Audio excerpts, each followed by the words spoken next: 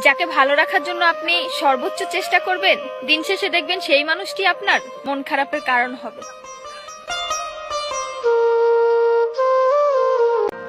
প্রতিটা মানুষের কাছে ভালোবাসা অমূল্যবান, হয়তো পাওয়ার আগেই, না হয়তো ছেড়ে যাওয়ার পরে।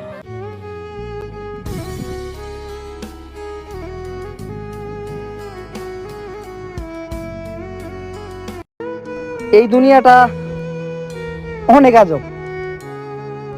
এই জায়গায় মানুষ আপন করতে সময় নেয়, কিন্তু পর করতে না।